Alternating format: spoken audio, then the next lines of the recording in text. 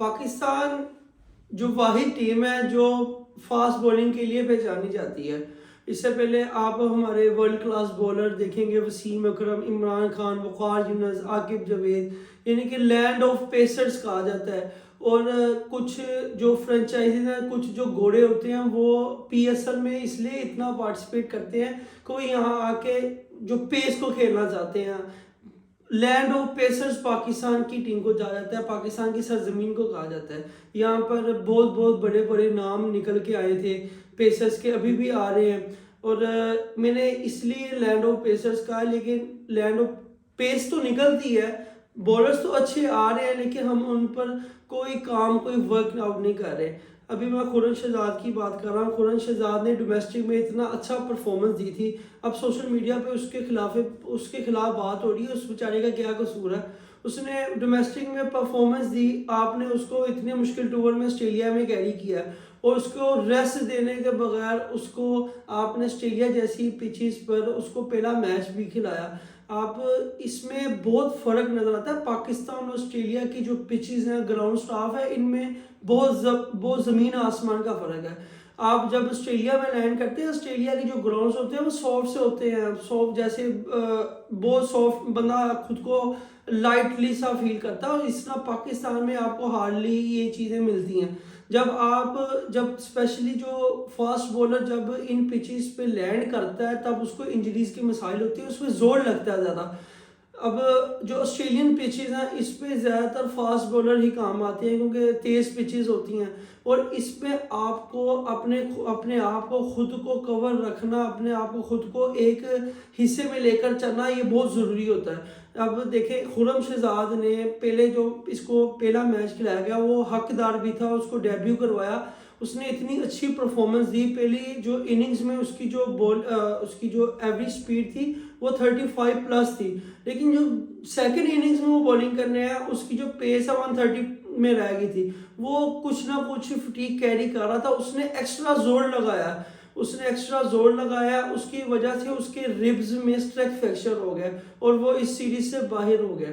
پاکستان کے ہمارے جو نئے ڈائریکٹر بنے ہیں محمد حفیظ صاحب، اگر آپ کو پتہ ہے اس کی سیلری کتنی وہ لے رہے ہیں؟ Per day 1 lakh rupees, 1 lakh روپے پر ڈے کا لے رہے ہیں وہ. یعنی کہ اگر منتھ میں 30 دن ہے تو 30 لاکھ روپے مہینہ لے رہے ہیں. اگر وہ 31 کا مہینہ تو 31 لاکھ روپے وہ چارج کر رہے ہیں. پر ڈے 1 لاکھ روپے چارج کر رہے ہیں، بنا کسی کوچنگ کورس کے. کوئی لیول 3 نہیں، کوئی کوچنگ ایکسپیرینس نہیں. اور وہ اگر محمد حفیظ کے میں بہت عزت کرتا ہوں، بہت رسپیکٹ ہے میری ان کے لیے، لیکن جب وہ ٹی وی شوز میں بیٹھے ہوتے ہیں تو جب وہ ایمانداری پہ بات کرتے ہیں یا کسی پہ بات کرتے ہیں تو مجھے بہت اچھا لگتا ہے، یار یہ بندہ بہت اچھا ہے. لیکن آپ یہ خود سوچیں کہ آپ کو کوئی ایکسپیرینس نہیں ہے، کسی کوچنگ کا ایکسپیرینس نہیں ہے، آپ پھر ڈائریکٹر بنے ہو. پہلے یہ محمد حفیظ ہے تو ہیڈ کوچ ہے. جب یہ ان کو ہیڈ کوچ کا نام دیا گیا تھا زکا اشرف صاحب کی طرف سے تو سوشل میڈیا پہ بوال آ گیا تھا، ان کا تو کوئی ایکسپیرینس ہی نہیں ہے، ان کا تو یہ نہیں ہے، اس لیے یہ نام چینج کر دیا گیا کہ یہ ٹیم ڈائریکٹر بن گئے. اس سے پہلے مکی اورتھر تھے ٹیم ڈائریکٹر، لیکن پاکستان کرکٹ بورڈ چاہتا تھا کہ یہ ہیڈ کوچ پر آئے، لیکن ان کی ڈربی شاہی کے ساتھ کانٹیکٹ تھے، اس لیے انہوں نے ٹیم ڈائریکٹر بن گئے تھے. اور انہوں نے ایک نیوزی لینڈر کوچ گرانٹ بریڈمین کو ہیڈ کوچ بنا دیا تھا. یعنی کہ سارا ملبہ اس پہ پھینک دیا تھا. پیسے آپ لے رہے ہو اور نیچے والا ایک بندہ رکھ دیا جس پہ آپ توپ چلا سکتے ہو. اسی طرح محمد حفیظ کے ساتھ ہوا. یہ بیسیکلی ہیڈ کوچ ہی ہے، لیکن یہ ہیڈ کوچ کا ایکسپیرینس نہیں تھا. ایک سوشل میڈیا پہ ایک وبال سا مچ گیا تھا کہ یہ کیا ہو گیا، لیکن اس کا نام ٹیم ڈائریکٹر کے طور پر رکھ دیا. اس کی ساری ذمہ داری محمد حفیظ صاحب کے اوپر ہے. آپ کو ہمارے پاس اتنا زبردست یارکر کوچ ہے اس ٹائم، عمر گل ہے.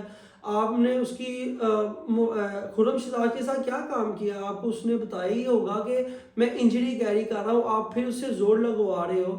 محمد حفیظ صاحب نے تو کوئی کوچنگ کا ایکسپیرینس ہی نہیں ہے، اس کا تو صحیح والا فدو لگا ہوا ہے.